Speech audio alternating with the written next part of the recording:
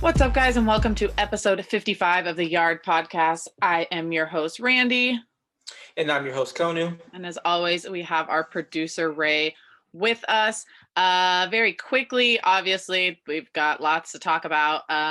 Only a few games because we did have 2 off days, and we did record after that doubleheader last week. So only 4 games really talk about. But very quickly tonight, the Dodgers are back at home to take on the Mariners. Both teams are 18-17. The Dodgers are 2-8 in their last 10. The Mariners are 5-5 in their last 10. We've got Buehler versus Kikuchi on the mound. And we played the Mariners on April 19th and 20th. We lost 1-1. So hopefully just another 2 quick game series. Hopefully we can find a way to split this one, because right about now, that's all I'm looking for, as long as we don't get swept. That's what I'm trying to avoid right now, because it's not been a good time for us as of lately. The team hasn't won a series since April 16th. That April 16th through 18th series against the Padres. That was actually the last time they had back-to-back wins.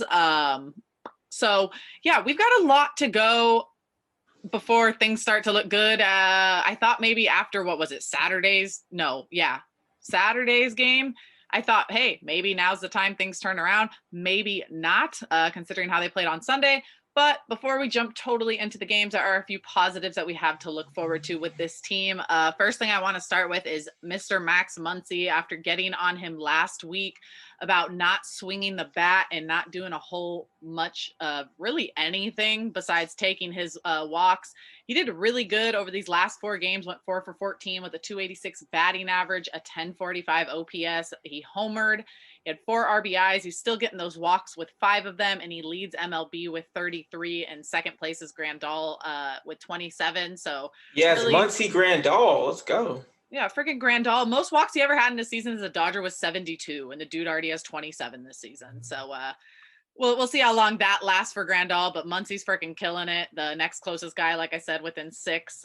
Pretty wild there. Another one is Mookie Betts. Thank God, starting to put up some solid at bats against the Angels.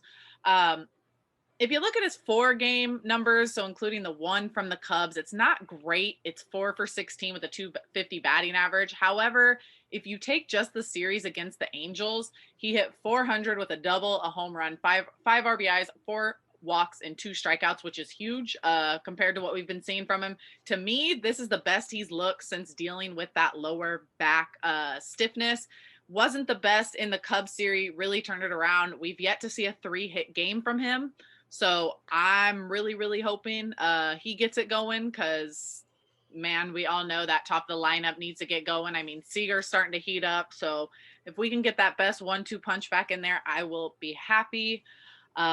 We'll touch on Buehler in a little bit, but his something that stuck out to me was his length in games early on in the season, how deep that we've gotten him to go into games. He's pitched 6+ innings in each of his 6 starts. We are not used to that at all when it comes to Walker. Another big thing is he's only walked 2 guys all season, which is a 1.4% base on balls rate. His best was in 2019 with a 5%. So he's really cleaned it up there. Had a kind of, Actually, no, it wasn't this week. He was good this week. It was the week before that. He had a little bit of an off outing, but he's been solid. Loving what we're getting from him there. We're seeing some guys in the bullpen turn around. I don't know how much you've paid attention to it, but Gonzalez and Treinen have both turned a major corner since coming into May. Treinen in May has only given up 2 hits, 1 run, 0 earned, 1 walk, and 7 strikeouts. In his 11 appearances in April, he gave up at least 1 hit in every outing. So far he's only given up 2 in these 4 in May. And Gonzalez, same thing, 5 games in May, 4.2 innings pitched, 3 hits, no runs, 1 walk, and 4 strikeouts, where in April he walked 1 batter in his last 5 straight appearances. So he is cleaning it up as well. I think everyone who's listening can all agree that this bullpen needs to clean it up real quick. And seeing Treinen and Gonzalez kind of turn it around has been big for me.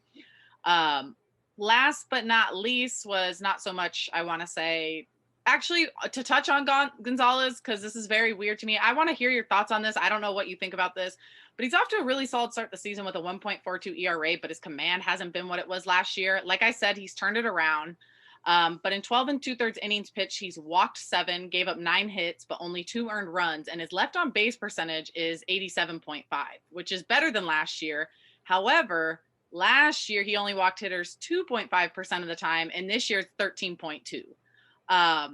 And his strikeout percentage is down 10% compared to what we saw last year. So Gonzalez is turning it around, but I'm a little iffy on if he doesn't get the strikeout numbers up and the walks come back at any time. I don't know how long that's going to last him into this season and that actually kind of going well for him. I don't know what your thoughts are, but that one kind of threw me through a loop. Like, wait, your numbers aren't that great, but you're not looking bad yet.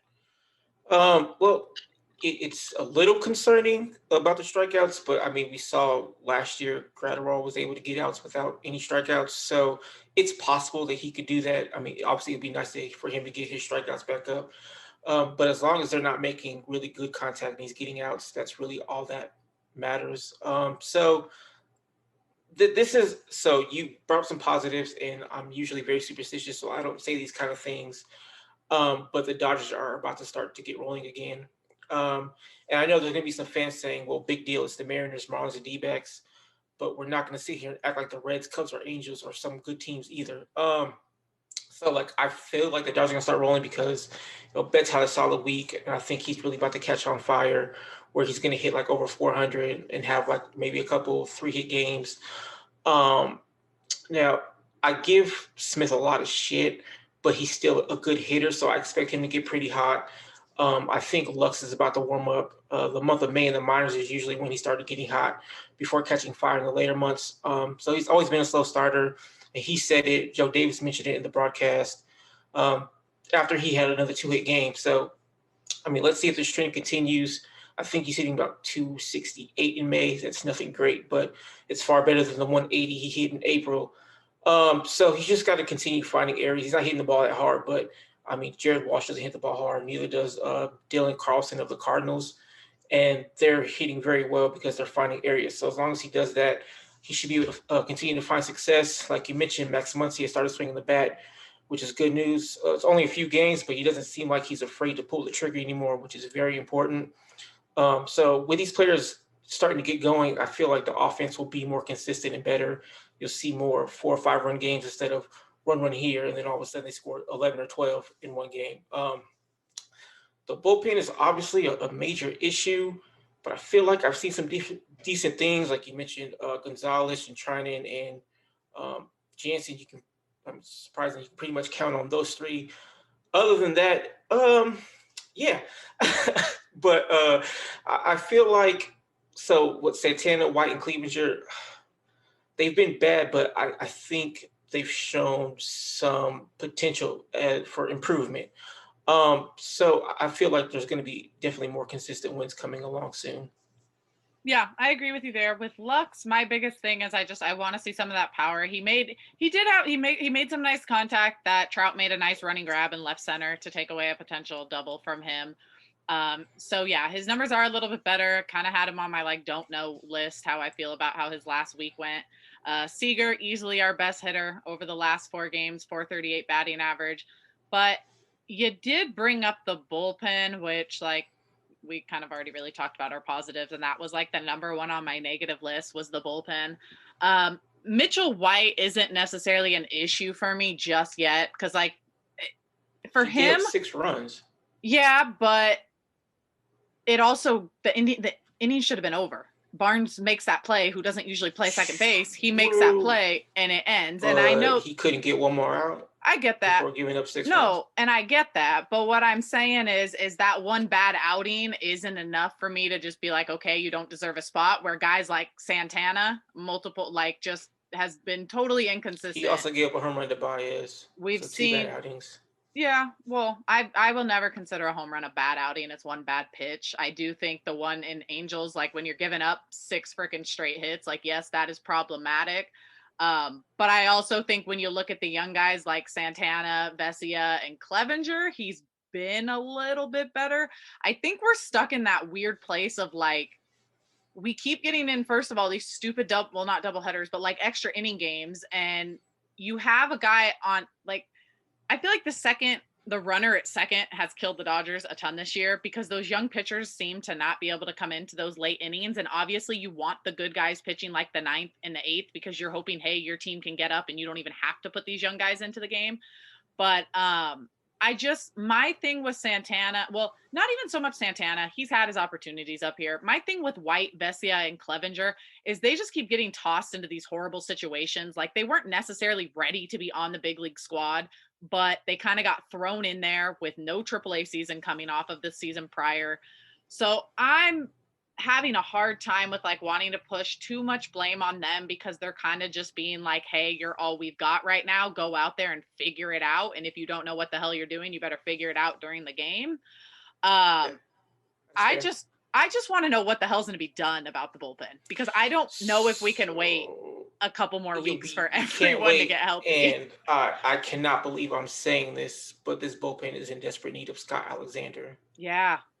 I mean, he's not great, but he's been pretty reliable to begin the season. He hasn't pitched since May 1st, and I don't remember seeing any updates about him. So hopefully he's back soon. He's expected to miss the minimum 10 days. So it sounds like around when he comes off, he should be back right around the time his 10 days is up. Okay. So he was actually pretty good in limited action last year as well. It's only been 24 innings from last year to May 1st of this year that he's pitched, but he's been pretty steady, and that's what this bullpen needs because it's imploding. Also, where's Jimmy Nelson? I know he hasn't started off great, but I feel like he's starting to figure it out. I feel like we haven't seen him. Yeah, that's a good point. Don't know what that happened with Alexander. We didn't see him for like 2-3 days, and everyone's like, "What the hell's where's Alexander?" And then all of a sudden, he was on the IL. So, do not need that with Jimmy Nelson because this team keeps taking hits. I had recently, I don't think I brought it up on the podcast. I've been talking about it on Twitter, and you and me have been talking about it. But like Shane Green was someone I was interested in. He just signed with the Braves on Sunday, so that one is off the board there. So I think Friedman is going to have to figure some stuff out, and whether that's finding a guy at AAA that could work temporarily or making a trade. I just don't know how big you can go on the trades this early in the season because teams don't know whether they're buy or sell right now. And if they do know if they're buy or sell, teams are going to be asking Dodgers for everything because they know they're going to be desperate for those bullpen arms. So, I'm interested to kind of see where that goes because the bullpen has been a complete disaster. I don't want to say like everybody, but for the most part, once you get into those guys, you can only rely on Trinan, Gonzalez, and Jansen. Yeah, and that's not good.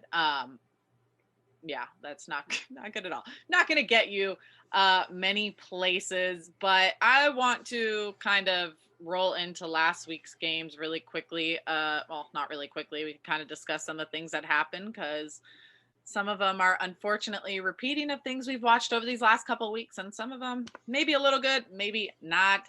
Dodgers lost that final one in Wednesday against the Cubs. They lost 6-5 in the 11th inning. Buehler was on the mound, but before that game, the Dodgers put Edwin Rios on the IL with right shoulder injury and recalled Edwin Uceta. I don't know how much I believe the Edwin Rios to the IL thing. Part of me kind of hopes that, I don't want to hope it's true because I don't ever want him to be hurt, but at the same time, I'm hoping it's not a phantom IL because if you were going to send him anywhere, he should be in AAA getting at bats in. Like him sitting on the IL doing nothing is not going to improve. At the same time, the Dodgers aren't dumb, so like if he wasn't actually hurt, they would have probably just sent him down.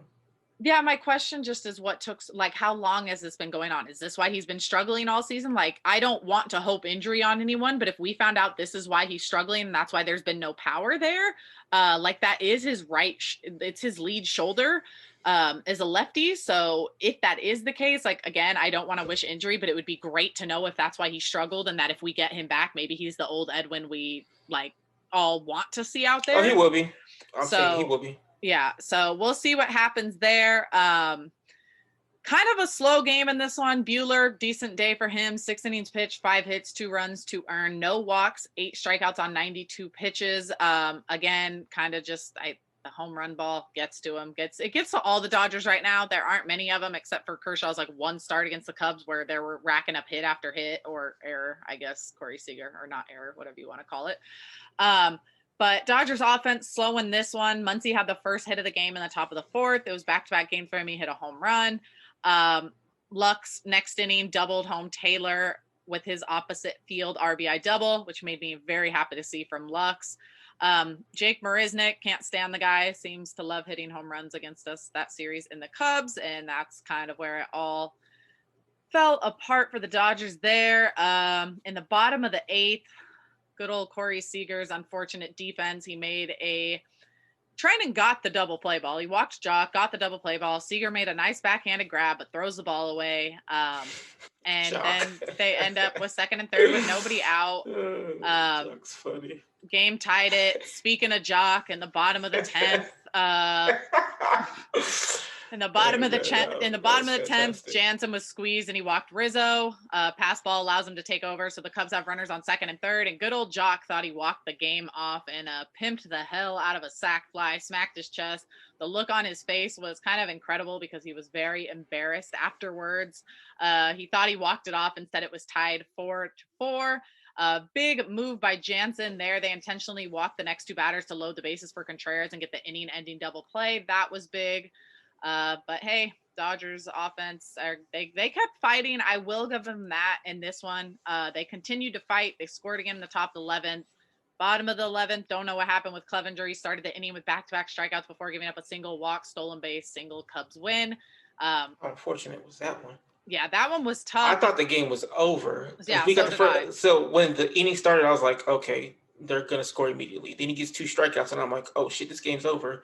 As soon as I was feeling good, base hit ties the game, and I was like, well, that didn't last very long. Yeah, and I'm like, okay, well, I guess we're doing this in the 12th. Nope.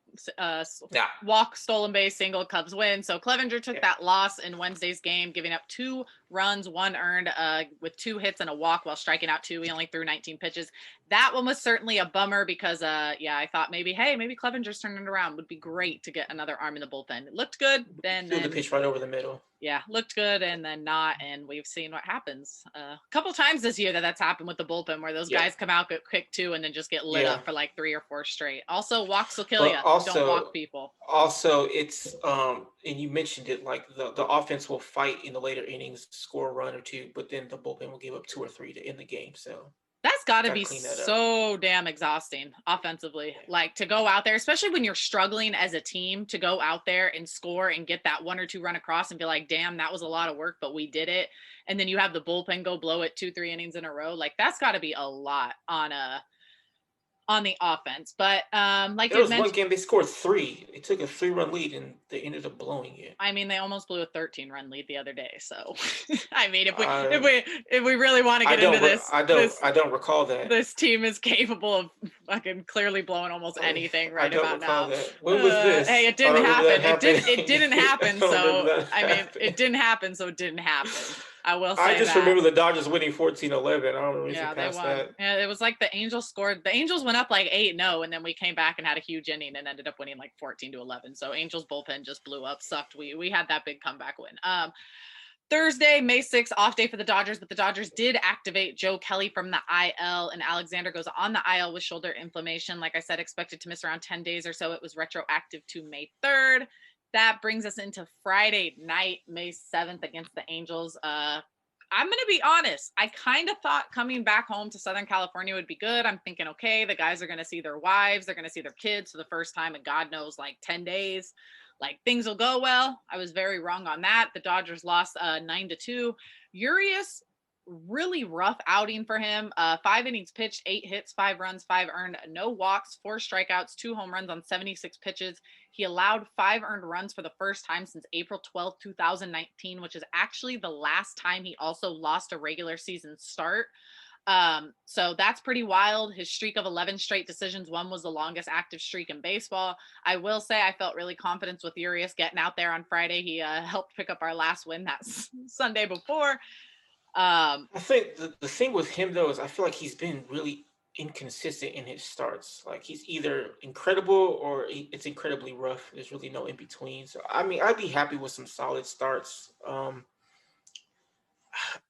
know. it's like he goes 7 innings, no runs, 7 innings, 1 run, and then he goes 5 or 4 innings with 3 or 4 runs, and it's like where's the in between? Where's the six for 2 runs, or 6 for 1 run or something? It's rough. Yeah, he tends to get kind of lit up or not. It was weird. Like he gave up that leadoff home run to Upton in the second, and then he got 2 outs, but then gave up another home run to Ward. Then he hits Rojas, then Butera doubles, then Fletcher singles, and they're up 4-1. So it's like he gives up 1 home run, no big deal. Giving up hits to a person named Ward and Butera, who we know can't hit, is not great. Butera's tough, yeah, especially seeing Drew Butera out there. But yeah, no. Ward, again, I think that was his first home run, first hit of the season, something like that. But like I said, you give up a leadoff home run, no big deal. It's tied 1-1, whatever. Two outs, another home run, no big deal. But to get to 2 outs and then give up a home run, a hit by pitch, a double, a single, like that's where you start running into problems. The Angels were up 4-1. I am curious though about your thoughts on Seager getting picked off at second. If you think that set kind of like any type of mood for the game. The Dodgers had Smith up with 2 outs, first and second, and Seager just completely like dead on the base path, gets picked off at second. It was bad. It was embarrassing. There's 2 thoughts. There's, yes, why did you get picked off? But also, and I'm going to get into this later, Smith cannot hit with runners in scoring position this year. Literally cannot hit. Yeah, that seems to be a Dodger thing this year. I mean, there's some that are worse than others, but yeah, I have noticed that Smith keeps bottom of the team can't hit. He keeps getting these opportunities and not coming through, which is annoying because in the last 4 games he was almost batting 300, but it's like it was never when it mattered. So yeah, that was a little tough. Some people were pissed off at Seager, obviously the way things have gone with Seager. So, I mean, there's 2 trains of thought. So at first I was like, God, Seager, you can't help yourself right now. You do something good and then it gets taken away from you. And then as I started looking at things, I was like, oh, I don't think it was going to matter because, I mean, Smith has been absolutely brutal. You can give us numbers? Since we're in on it. Okay, so before I get into that, I want to say I usually don't get irritated when a batter doesn't get a hit with runners in scoring position because baseball is like it's really unforgiving and it's difficult. But when Jose Quintana walked Betts and Turner and couldn't find the damn strike zone, Will Smith swung at the first pitch and popped it up. Yeah. And the pitch was a ball, and I'm just like, you're usually pretty good at not chasing. What the fuck are you doing? So that was probably the most frustrated I've been. I was like, hey, bro, come on now. This man can't find the strike zone. He just walked the batter, and you over here swinging at the first pitch, and it was a ball. So let me just go over this. Okay, so the Dodgers have left 4.54 runners in scoring position in 2021 and have left 6.7 runners in scoring position in the last 3. They left 3.3 in all of 2020, so they're not off to a great start, obviously. Yeah, so, but we know they all been scuffling. They're hitting 244 with an OPS of 745 as a team with runners in scoring position. That's 14th in the league, and they're 13th in OPS. So it's not as awful as it appears, but considering it's the Dodgers and they're usually at the top of these things, it's pretty bad. Now, again, earlier I said I think things will turn around soon. And so here's the thing. Gavin Lux is hitting way better with runners in scoring position than Betts and Smith, who are at the top and middle of the order. Smith is second on the team behind Turner with at-bats with runners in scoring position. The difference is Turner's hitting 293. Smith is hitting 175. Muncie's third there with the most at bats, and he's hitting 314. So thank you, Muncie. But nice. Betts and Smith are 2 great hitters who will undoubtedly turn it around. And when they do, even if it's just marginally, then it's going to be more consistency offense. So the best hitters with runners in scoring position with 2 outs: Chris Taylor, no surprise, Matt Beatty, Max Muncy, Gavin Lux, Corey Seager, and AJ Pollock are tied for 5th. Taylor's hitting 455 with runners in scoring position, 2 outs. Beatty's hitting 429. Muncie's hitting 368. Lux 300. Seager and Pollock 285. So pretty decent numbers from these players. And like seeing Beatty at the top of these lists with hitting and scoring position, it just makes me want to save his at bat for bigger I mean, moments. it goes back to exactly what you said last week when you said Exactly. why Roberts might be keeping Beatty on the bench. And I realized it more watching, like, when you got those clutch at bats, like, it's nice to have them when you need them, because sometimes you come up and it's like 2 outs, nobody's on. Okay, cool, Beatty. Beatty's not a big home run hitter. He's a let me poke something through one of the holes and drive home your runner on second or third. And so it's like, okay, well, this is kind of a waste in AB. Exactly. Yeah. So even with runners in scoring position and just 1 out, Smith is hitting 130. So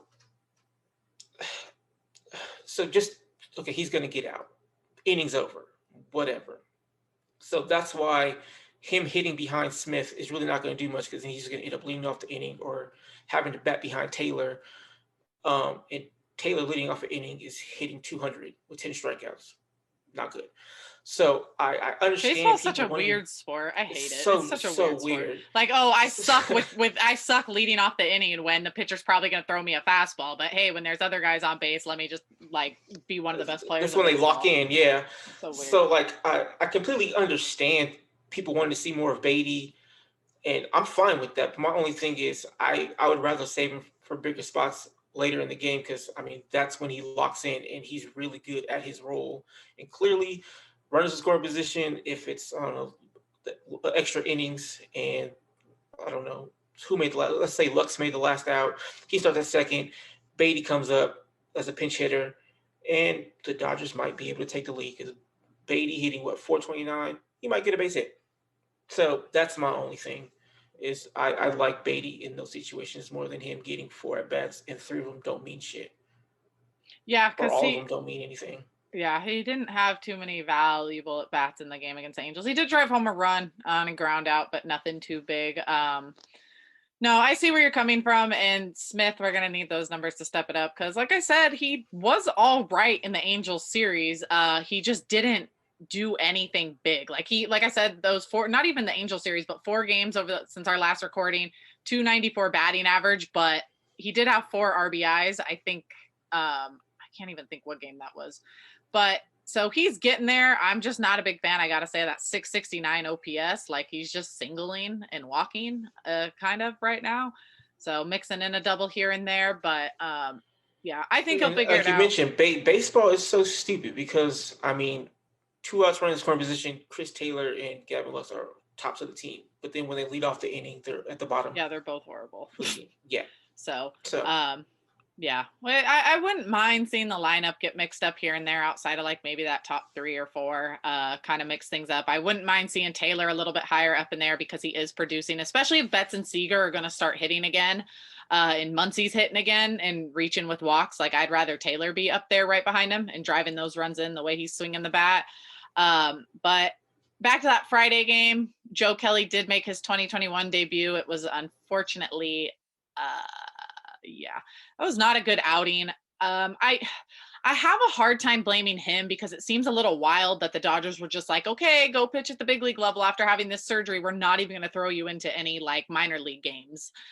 He was throwing. I thought he said he did minor league games. He was doing like alternate site, like spring training games, which to me, that only gets you so far. It's the adrenaline's only so much. You're not playing in front of fans. You're not playing like anything near these big league players. Not that AAA is even really near big league players. I just think I would have liked to see him in more of a legit game setting a couple times. So I'm going to give him a few outings before I kind of go like, oh shit, what is he doing? Because apparently this outing, he gave up 1 more earned run this outing than he gave up all last year. So it was just not a good day for him. He was hitting 97 on his sinker, mostly 96. So it was good to see him go back out there. Unfortunately, in that same inning he was pitching, Pollock muffed a ball out in left field and came out of the game, injured with a grade 1 hamstring strain. Dodgers are expected to make their decision about his IL stint today, Tuesday, before the game. So as of yet, we have not heard anything. Once we know, it'll probably be next podcast that we will let you guys know if he ends up on the IL. Hopefully not, because of course he's one of the Dodgers' hotter bats right now, so kind of need him in there. Kelly couldn't even get out of the innings. He went 2 1/3, 5 hits, 4 runs, 4 earned. No walks though, so that was kind of nice. No strikeouts. 0 home runs on 28 pitches. So he was giving up a bunch of hits, but hey, just looking for any positive you can find, huh? Right now, yes. Right now, yes. I understand. He's getting hit, but he's throwing it in the damn zone. Maybe he'll run into a couple batters who are I'm doing the same thing. Trust me. Like, I don't care. He didn't walk anyone. Good, but he gave up 4 runs. Who cares? I was that way with Clevenger. I'm like, I gave up a home run. He's given up a lot of runs in his 4 or 5 innings of work, but he struck out 7. So hey. Yeah. I'm like, oh shit, Kelly gave up 4 runs, but hey, he hit 97 on the gun. So that's kind of where we're at right now with everything. Something I did like that game is Uceta took over with a runner on third, 2 outs. He did walk one, but then he struck out Walsh looking to end the inning, which doesn't seem like much, but I kind of like what Uceta's been doing. He hasn't looked bad up there at all. Walsh has the 3rd highest OPS in the AL right now, so good for him. Betts ended up. Again, it's the thing that Walsh doesn't hit the ball hard. Like I think if you look at Baseball Savant, his exit velocity is like 86, but he's getting hits when it matters. I think Joe Davis said in his last 55 games he had 55 RBIs. He's hitting like 340 this year. You can hit. Yeah. Yep. Better bat control, which is the kind of thing I feel like Lux is missing. He's swinging through a lot. He's swinging at all those balls in on his hands, all those breaking pitches in on his hands. I just think it's a matter of time for him. He goes in 1 week, looks a little bit better, then comes out the next, but he cut down his strikeouts this week. So I'm taking that as a positive. If he makes his contact, I think he's looked a lot better since the last game in Milwaukee. This has been his best stretch. Yeah. I think, he can hopefully get things going. Top of the 9th, Betts hit his 4th home run. Didn't mean anything. Angels would go on to win that one 9-2. But hey, Betts hit a home run. Like I said, we're looking for anything around these parts. Exactly. Saturday, May 8th, we finally got to enjoy some baseball as a Dodger fan. Well, I mean, it was very brief because God, that bullpen is a heart attack. The Dodgers won 14-11. But before that game, DJ Peters was recalled and Edwin Uceta was optioned. Kershaw.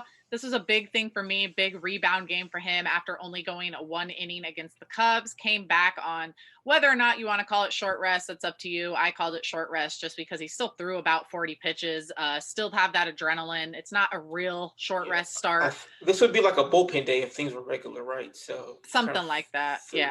So I understood Roberts having him only go 5-inning pitch. I was fine with that. 5 innings pitch, 2 hits, no runs, 1 walk, 5 strikeouts, 76 pitches. It was 13-0. It should have been fine. Yeah, it should have been fine. And pulling out Betts and Seager and Turner and all those guys should have been fine too. But God forbid, Roberts does what every other manager does and the bullpen blows it up and all of a sudden Roberts is the worst manager in baseball. But that's a totally different story.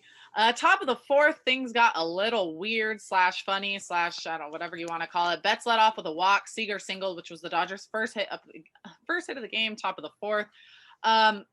Muncy fouled a ball off and Mookie got tapped in the balls. Rojas at 3rd tapped him. I don't even know what Rojas was doing. Like it was a foul ball and he just straight up just hit Mookie right in the dick. Poor Mookie was laughing. It was funny. It was probably the most I've laughed or enjoyed a game. And I feel bad that I did it at the expense of Mookie. But that game, things have been so bad that it just made me laugh. Obviously I will never understand his pain. But it's pain. Let me tell you that. Yeah. Cup or not. Yeah. No, I felt bad for him because I'm like, oh damn, this sucks. But he laughed it off, which kind of made it funny. It's all in it's part of baseball. Sometimes you wear that cup or you don't. I don't think he was. But hey, whether you want to call it the magic that got the Dodgers going, whatever it was, Mookie took a tap to the balls. Seager get hit in the dick too? When he was diving back to first. I forgot what they threw the ball right in between his legs, right in between the back, and it that did not look fun at all. That one looked like it got up in there, and it's a rough time for the Dodgers recently. But I think Seager started hitting the ball after that, so maybe we were talking about this on Twitter earlier. I said it. I said tapping dicks, getting hits, whatever works. You got to do what you got to do. That worked for the Dodgers. The rest of the team needs to get hit in the dick so they can start hitting. Yeah, because as soon as Mookie got tapped in the balls, Muncy base hit. Dodgers took a 1-0 lead. They kept going off. Smith, that was one of the times Smith singled. Dodgers 2-0 lead. They kept going. They scored 8 runs in the Mookie balls inning. So I don't want to see you guys get hit in the balls, but if this is what it's going to take, I think someone's going to have to make some sacrifices because this is not fun baseball. And that was at least enjoyable until we saw the bullpen get in there. But Yeah, Kershaw's day ended after 5. Like I said, a lot of fans argued that was the wrong decision. It was not. It should have been fine. Santana blew the hell up in the 6th inning. Went a third of an inning, gave up 3 hits, 4 runs, 4 earns, 2 walks, 0 strikeouts on 28 pitches. This is one of the moments White came in decent, not bad, comes into pitch with 1 out. He does walk someone. Really tired of those walks from the bullpen, killing us.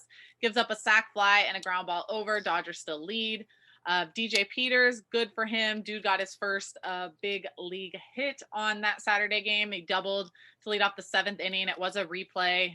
Whether or not the John Jay touched the ball in foul or fair territory, it ended up being fair territory. Kind of a weird way to get your first leadoff or your first big league hit. You're kind of excited, and then they're like, okay, let us review this, and you've got to sit there and wait for like 2 minutes, and then you're like, oh, okay, it was a hit. So good for him. He came around to score on Muncy's base hit, which in that game, every starter in the lineup actually recorded a hit and a run in the game. So it was a fun game until that bottom of the 7th. Things got a little sketchy. White came back out, set down the first 2 batters. Barnes was playing second base because Roberts did what he should have done and took out all of the main starters in a 13-0 lead to keep them healthy, because God knows last thing we needed was Betts or Seager or Turner or someone like that going down. So Barnes is playing second, couldn't make the play. And then this is kind of what you and I were talking about, where yes, it does fall on Barnes. At the same time, White should have been able to step up. Instead, he gives up 5 straight hits, making it a 14-7 game. Clevenger came into pitch with 2 outs. Clevenger had those 2 outs and then gave up that home run. Josh Rojas, that was Josh Rojas's first big league home run. So quite a game for him. Dodgers were down 14-11, strikes out Suzuki to end the inning. That ended up being and then Gonzalez and Trinan shut it down. Yep. Gonzalez and Trinan did their shit. They looked good. They never should have even had to pitch those games. Unfortunately, They did. I was really like, damn, Santana's going to come in, give us 3 innings, and then like White, or 2 innings, and then like White will give us 2, and we'll call this a day. That did not happen. Or 3, however many my math is. But Trinan did notch his first save of the season, and Dodgers now have 5 guys saved. They got Jansen, Trinan, Gonzalez, Price, and Knebel. Price and Knebel are both on the IL, but I think I'm a big fan of this. I don't know if you could call it closer by committee just yet, because Jansen's got most of them, but I do like that they are mixing it up and not necessarily sticking with just Jansen in these save scenarios. And then, as we all know, Sunday, not a good game at all. Jose Quintana was not good, yet we could not score. The Dodgers lost 2-1. Bauer, 6 innings, 4 hits, 2 runs, 2 earned, 2 walks, 9 strikeouts, 113 pitches. Dude threw 113 pitches and actually asked Roberts to go back out in the 7th inning. And Roberts was not even giving him the time of day, and finally turns around and just goes, no way. And Bauer walks away. So that dude is crazy trying to continue pitching. Because he knows the bullpen is ass. Yeah, no, I don't blame him. I just it's May. We're gonna need his arm, especially with I'm so glad Roberts was not like, oh yeah, we're doing it, because he had a tough inning in that. Not tough, but that 3rd inning was not a good one for him. 2 outs infield, he had his 2 outs, and he gave up an infield base hit, walked Ohtani, walked Trout, which is not something he usually does. He does not usually walk back-to-back guys. And then Walsh, again, 2-run double, Angels lead 2-1, and the inning was over. That was the only bad mark on Bauer's entire day. Before Walsh's double, hitters were over 10 with runners in scoring position and 2 outs against Bauer on the season, and he didn't allow a base runner for the rest of the game after that double. So I get where he was coming from, but yeah, I'm glad he did not go back out there. As far as starters go, Trevor Bauer leads the team in ERA, innings pitched, strikeouts, whip, and average against. He has been the Dodgers' best pitcher. Now, obviously, it's only been a month, but I mean, who really could have seen this coming?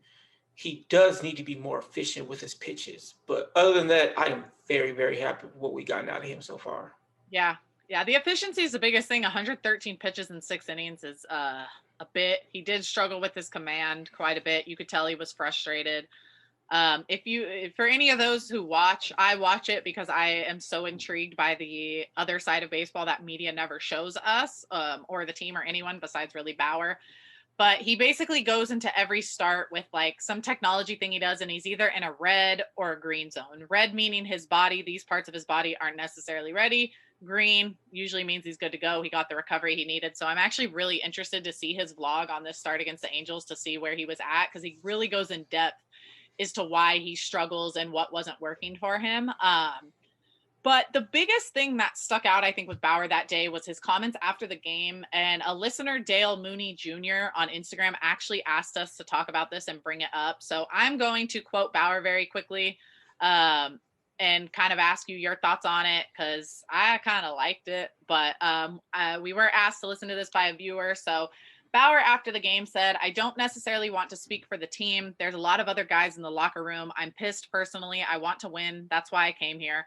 We are not playing up to our capability right now, so I'm mad. I'm not going to speak on behalf of anybody else. It's early, and you can say it's early, and you can say there's no need to panic, and you can say all these things. They're all true. But at the end of the day, we're not just going to roll the bats and balls out there and win baseball games. We're not just going to sleepwalk our way into another division title and go into the World Series again. That's not how it works. You have to go out there and beat somebody every day. We haven't been very good at it. We need to be better." I don't know about you. I liked it. I like that someone is showing some type of like, hey, this is not who we are. We are better than this, and we can't just keep kind of rolling around like this. He shows emotion. He shows that he's upset, and he's verbally telling you he is upset. A lot of people on Twitter, I think this is where a lot of people with Bauer, because he is not liked, run into saying like, I don't like that Bauer said this, fuck Bauer. Whereas I think if any other player would have said this, people would not have been as up in arms about this comment. Right. But because if he is Mookie had Trevor said Bauer, this, they'd be like, hell yeah, Mookie, you're right. Yeah, but because it's Bauer, I think a lot of people took it as like, oh, well, who are you to say all this stuff? And the biggest thing for me is he never once said the offense or the Dodgers or named any players. The entire time he kept saying we, like we need to play better. We are better than this. He never once singled out anybody. He did not say like, oh, I haven't done my job on the mound, but he continuously said we haven't been very good. We need to be better. And so to me, like, good. Like I see no issue with that comment. I like it. This team right about now looks like they're playing with about zero heart outside of maybe a couple innings here and there. We've seen Kershaw come out and say like it's unacceptable. I don't care if it's early on. He kept it very minimal. Mookie kind of just saying like, hey, like we got the win. It was ugly, but we got it on Saturday, so it's not what you want. But Bauer really coming out, like I liked it. I don't know. I think this team needs some type of fire, and I'm hoping Bauer can bring that. Yeah, I know people don't like Bauer, but he is 100% correct here. There was zero wrong with what he said. He wasn't saying, I'm doing my job, why aren't you? Like you mentioned, he kept saying we as a team are doing a job, because you can tell he's frustrated on the mound. So he knows that he can do better than what he's doing, which is a good sign because he's been good. And the rest of the team needs to step up. So hopefully, because he's outspoken, this will light a fire under everybody, and maybe this will be what gets the ball rolling for them. But he's not wrong. He did come here to win, and this is still a better situation than the Mets. So. I mean, at the end of the day, like, yeah, you came here to win, and as a fan base, we expect this team to win. Like, the expectations for this team are incredibly high. I will never get mad at a player. Like, we've watched this team for almost the last decade go out there and just win every year. Not the World Series, but be a winning, contending team every year. And I think it finally hitting us in the face like this early on. Like, it's kind of like 2018, whatever. But at the same time, like, coming off a World Series and really they've losing. Had rough stretches. Yeah, they have. But like to come off that World Series and not lose a ton of the key players, like sure, you can argue Kike, you can argue Jock. I know a ton of people have been. Maybe the chemistry. Jock, yeah. Maybe the chemistry. I'm not going to argue production whatsoever. Maybe the chemistry, because those guys have been around forever. I really, really, really want to see fans stop talking about Pedro Baez. Pedro Baez has not thrown a pitch in 2021 and is on the 60-day IL for the Astros. So please stop saying how you wish Pedro Baez was on the team and it would have made a difference. The guy has not thrown a pitch in 2021. Like, it is time to move on from Pedro. Everyone hated him when he is here. Let's move on from that idea. We're going to have new bullpen guys everybody can hate. We do not need Pedro. Like, I mean, I didn't hate him when he was here, except for when he just took so goddamn long pitching. Like Yeah, that every was pitch was a minute between It pitches. was And like I'm just like, like a hey, 20-minute come on, half man. inning for Pedro on the mound. It'd be a For him 1, to 2, get 3. 3 outs. It'd be a 1, 2, 3 inning. You're like, oh shit, that took 20 minutes. But like, bro, come on. Yeah, no. Yeah, no. I keep seeing people go, oh, Pedro Baez. Like, Pedro Baez is hurt. Kike Hernandez is on the IL. Jock was on the IL. Like, I don't know what the hell's going on with everyone that was a Dodger or is a Dodger, but you don't want anyone that's left this team right now because they're all falling apart anyways, too. That was really it for the games. Yesterday, Dodgers did option Kyber Ruiz back to OKC. He played in 5 games. His first at bat, he had that home run. Other than that, he had nothing going for him. Yep, 4 strikeouts. So I don't want him up here if he's not getting consistent playing time. Yeah, anyways. exactly. I'm not blaming him for that. So, like, okay, so I might get some pushback for this, but with all the injuries, and even though these players aren't necessarily good at all, this would be the perfect time to call up, like, I forget their first names, but like Davidson, Soto, Burns, Ravello, Carlos Asuhe, or Steven Asuza Jr. So, because, like, Noisy should be getting at bats, so he needs to be sent down because he needs to find a little bit of a rhythm. So, like, the people that I mentioned, they're older, they're obviously more developed, and they know their roles, so they can fill in for pitch hit at bats. Now, people like Beatty, McKinstry, and Rios, when they're back, are fine on the bench because they don't really need at bats. They have their roles, and they're pretty much all developed already because they're over 26, 27 years old. Beatty's 28. So, I mean, it might sound a bit ageist, but I think all the older players are more developed and their bodies are more developed, so they don't necessarily need the at-bats. Now, Noisy is 26, so he could fall under that category, but this is his first season with the Dodgers. So with the Dodgers development team, maybe there's like a swing path they can fix or change, or a load and gather that they can load and gather mechanics that they can fix.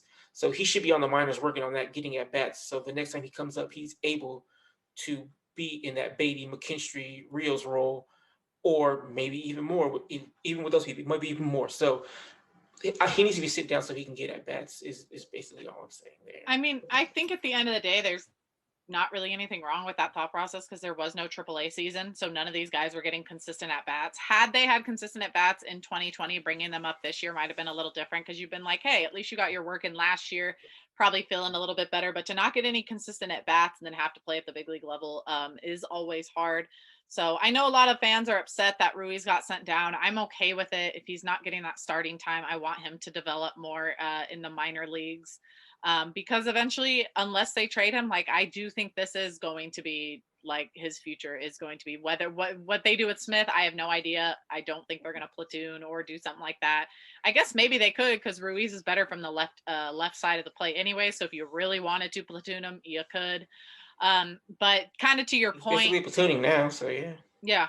Basically to your point today, Dodgers recalled Luke Raley, so we will be seeing him back up in there getting some at bats. I know a lot of people aren't going to be happy about that, and I'm not really either. But at this point, I don't know what the hell this team is going to do. This is why, like, so Burns can play the outfield, Steven Asuza Jr. can play the outfield. I'm sure Soto plays all over the place. Adding one of those people, even though again they're not good, but at least they have experience. My guess is it's something to do their roles. My guess is the 40-man roster, though, is I don't know where those guys are at on the 40-man. Fair. That's my guess. I don't know. There's ways around it, and I just think Rayleigh should probably be getting that best too, even though he falls under the category. My guess is this front office and Roberts absolutely believe, like, at some point. I mean, as I feel like most of the fan base should feel like that this team just can't keep sucking like this much longer. So they're probably like not wanting to make any of those moves until they really have to, because it does affect the 40-man. So that's my guess is that's why they keep working with the guys that they have, because they're like, we really don't want to make any major moves unless like we have to. But at the same time, it does kind of open up my question, like, when does that have to time come? Like, if things don't change, like, when does panic mode actually start kicking in? Like, holy shit, Dodgers, this is like no more like it's either now or never. You're either turning it around right now, or we're basically throwing the towel in on this season. Like somehow the Dodgers have been ass and are somehow still only like 2.5, 3 games out of first place. I'll be honest. I am not really looking at the standings right now because we're not winning. Okay. So 3 games out of first place.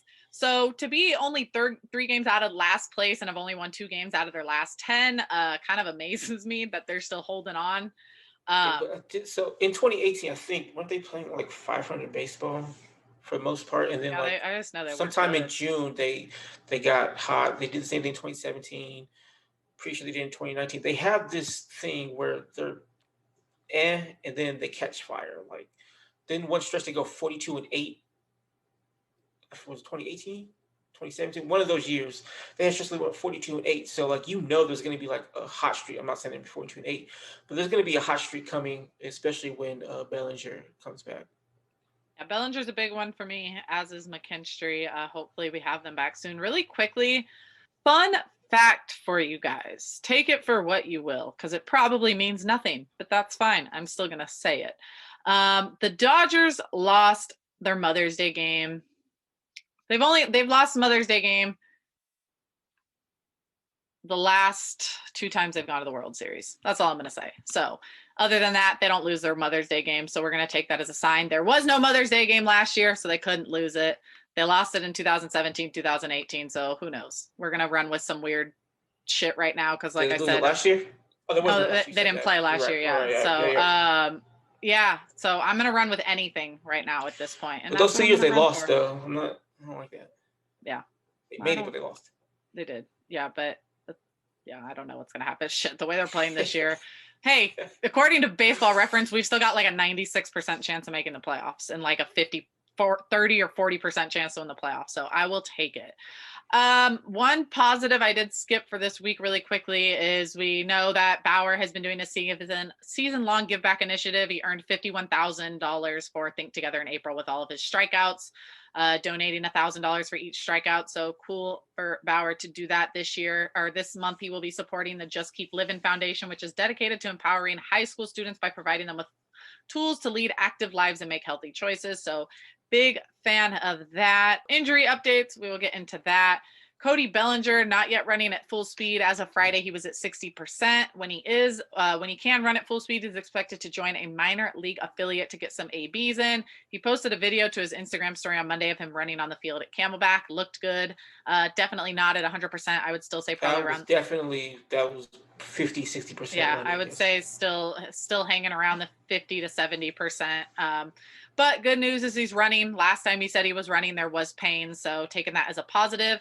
Zach McKinstry, as of Friday, I know this is going to sound weird, but he could sneeze without any pain, which is considered a big step in the oblique recovery. I guess if you do think about it, when you sneeze, you kind of feel that up in your rib area a bit, which is kind of where the oblique issue is for McKinstry. So Robert said that's a big sign there. First time he hasn't felt pain. He is making progress, but no update on his return yet. However, there are also no setbacks.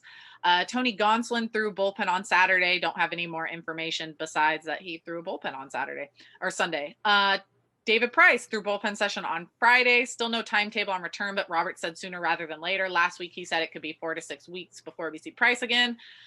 This one, not so relevant to the big league roster, but we all know him. Brock Stewart on Friday announced on his Twitter account that he will be having TJ surgery, putting him out for the rest of this year and probably all of next year. That is it on the injuries. I do want to give you guys a series kind of look ahead, look forward, whatever you want to call it, as to what we are going to see. Dodgers are headed home for a 9-game homestand. They got a quick 2-game series against the Mariners, day off Thursday. It'll be the third in the last week, which we absolutely need with this starting rotation and bullpen. They've got 3 at home this weekend against the Marlins. Jazz Chisholm Jr. Konu and I are both very big fans of him. Hopefully he will be back. He's supposed to be in a rehab game tonight. Hoping he will be activated. He's a ton of fun to watch. And then they have 4 at home against the D-backs. Only one of those games will happen before our next recording. So those are the games we will be talking about next week. And then last but not least for me, I want to start giving you guys these cool but useless stats that I find in like the Dodgers game notes and on Twitter and stuff like that. As of Sunday, according to Sport Radar, the Dodgers have 8 players with at least 3 homers this season, tied for the second most in the National League. Most different players with 3+ home runs in 2021 are the A's with 9, Yankees 9, Cardinals 9, and the Dodgers with 8. Like I said, it's cool, but it means absolutely nothing. And then according to Eric Steven on Twitter, Edwin Uceta is the only Dodgers pitcher to ever bat in any AL park, which is really crazy to think about. Like I found it so hard to believe that there's no way this has ever happened before where like a DH had to be pulled due to injury. But Eric Steven, he knows his shit, so I trust him. He grounded out Edwin Uceta grounded out Friday, so hey, he did advance the runner, did his job. I guess as much as you can as a pitcher in the batter's box. There we go. That's the word I was looking for. But that is it this week. Konu, we're going to have you, now that we finally have some minor leagues, we're going to start bringing you guys the minor league minute, where he's going to give you guys kind of just very quick 1 or 2 minute updates on the top prospects and the kind of big name prospects that could be impacting the big leagues for the Dodgers in the next, I would say, 6 to 12 months. So if you want to run that out really quickly, and then we'll pass it on to Ray. Okay, so Michael Busch had an up and down week of games. He had 6 hits and 23 at bats. That was a 260 average. He had 2 home runs, 2 doubles, 3 walks, but he did strike out 10 times, which is the bad part. He did make solid contact all series and really worked the counts. The strikeouts were more of the Taylor Muncy variety, where he wasn't chasing but swinging and missing in the zone. Either way, there was a lot to like from Michael Busch. Cody Hosey went 4 for 24, 166 average. He struck out 5 times. Wasn't really making solid contact. Both his RBI hits were softly hit, but hit's a hit, right? So usually take those, and he's usually one who makes good contact. So once he finds that swing, I think he's really going to take off. A favorite of ours on this podcast, Josiah Gray, went 5 innings, gave up 2 earned runs, 10 strikeouts. He was really filling up the zone. But in the inning, he gave up the 2-run home run. He was getting squeezed a bit, but credit to the Rangers affiliate hitters. They fouled off tough pitches, and then they homered on an inside pitch. But Gray looks really damn good. His fastball is only about 94, but it has late life on it, and it really gets into the hitter's hands. As I mentioned last week, Bobby Miller went 3 innings, threw over 50 pitches, 5 strikeouts. This 4-seam fastball sat between 97 and 98. The 2-seamer looked good as well. That was between 95 and 96. He got swings and misses on his changeup, even though they were up in the zone, so he needs to work on that a little bit. He threw a breaking ball, but it was almost exclusively a ball. But it was still really good 3 innings from Bobby Miller. Clayton Beeter only went 1 inning in his start, but that's what was scheduled. He struck out 2. The fastball was up in the zone, about 95, 96. He showcased a really nice curveball as well. The scouts absolutely love his curveball. Interesting that he's being labeled a starter, but only going 1 inning. He does have the most reliever risk, but if you're treating him like a reliever, then do that. And if the Dodgers actually do treat him like a reliever, there's potential that we could see him very soon, probably September. Because I think like as a reliever, he has high end upside, late reliever potential, probably like an 8th or 9th inning guy, because 4-seamer rises at a good speed, and he's got the plus curveball. So he needs to work on a breaking pitch, but he has the tools to be a great reliever. This isn't a top prospect, but I did want to give a little special shout out to Jaron Kendall. So far, he's making more contact, which has been a big issue for him. He's taking his walks. He hasn't swung and missed as much, nor has he chased. He showcased a pretty good eye at the plate. He shut off that power, speed, and defense. He had 6 hits and 16 at bats. He's walked 4 times, struck out 5. He had 5 RBIs this past week. He hit a home run and a triple. It's still early, but I loved what I saw from him this week, and I hope he continues that. He definitely flashed that potential we all saw coming out of Vanderbilt. I think the all-star caliber center fielder potential has all but gone, but a solid 4th outfielder / bench bat with elite speed and defense is well within his reach. Especially if he continues to take walks and swing at strikes. Perfect. So we will be bringing you guys those updates on those. Probably those ones mostly every week, but the names that should be known. And as always, Ray, if you want to finish us up with that MLB news on the week. Yeah, a bit of a light week in terms of total news, but some pretty big stories. Jacob deGrom is on the IL with right side tightness. The MRI did not reveal any structural damage, so the Mets do not believe that it is too serious. Byron Buxton has a grade 2 hip strain. He is reportedly out with the Twins are calling weeks. And Roberto Perez, the Indians catcher, is down for months with finger surgery after he broke it on a cross-up. On his throwing hand, he caught James Karinchak, I believe, fastball on his throwing hand. So it's not fun. Albert Pujols was DFA'd by the Angels in the last year of his contract. He is trying to play somewhere else, but that seems unlikely at this point. Assuming this is it for his career, he has 667 career home runs. That's fifth all time. 2,112 RBIs, set a second all time behind Hank Aaron. Also has over 3,000 hits, and just an amazing career, especially with first ballot Hall of Famer, easily. Jared Kelenic, talking about minor leaguers and top prospects. Jared Kelenic of the Mariners is expected to be called up Thursday. He has been hitting 8 for 18. That is a 444 average with 2 homers, 5 RBIs in 4 AAA games. That is as of Monday. And another no-hitter. Wade Miley threw a no-hitter on Friday for the Reds. This time, once again, against where Zach Plesac was the opposing pitcher, and Jordan Luplow made the last out of the no-hitter.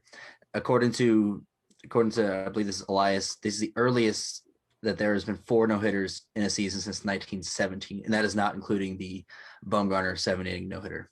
So what you're telling me is baseball players just can't hit baseballs right now, because no, I think Wade Miley was like the turning point for a lot of fans, that they were like, holy shit, maybe I don't care as much about no hitters this year, like that Wade Miley's out here throwing it. And also the John Means one, all the talking points became like, oh, are no hitters bad for baseball? It's like, why would they be? Yeah, so John Means, that one was a good one. That one sucked because he lost his perfect game on a kind of almost looked like a cross up a little bit too, like the catcher went up, ball went down. But yeah, I'm not these no hitters are kind of like, I don't think they're bad for baseball at all. I love tuning in. Like I was watching the John Mean ones without even knowing I was watching it. Like I had it on in the 3rd inning, and then by like the 6th or 7th inning, I looked at the MLB app, and like it had been playing the whole time, and I was like, oh shit, it says he has a perfect game. And then like they switched it to I was watching that too, and I turned it off because Orioles had like blew up in the game because Mancini hit a 3-run home run. So I was like, whatever. Didn't realize he didn't give up a hit until you texted me. It was like, are you still watching the game? You might want to tune in. And I was like, what the hell did I miss? I completely forgot that, or actually I didn't know that he was throwing that damn well. It looked like he was setting them down, but I thought they had gotten a hit. Apparently not. Yeah, he's been pretty good. The hardest hit ball was Kyle Lewis at like 86 miles an hour. That's insane. Yeah, Means has been good all season, so that one I'm kind of like, you're fine, good for you. Wade Miley, I'm kind of like, okay, offense, it's time to get your shit together. Like, this is baseball. I'm just curious how many people knew that Wade Miley was on the Reds, because I definitely forgot that. I didn't know. Yeah, I didn't know. I didn't know he was still in the league, honestly. Yeah, but no, it was another weird one of those kind of weird weeks for baseball. The whole Albert Pujols thing, I was sitting there, caught me in shock. I'm like, damn, this should have been done 2-3 years ago. But I mean, it's about time. I just wish I really wish it would have been handled better with someone like Pujols, because of who he is. That's like, you guys will. I mean, first ballot Hall of Famer, there's absolutely no question.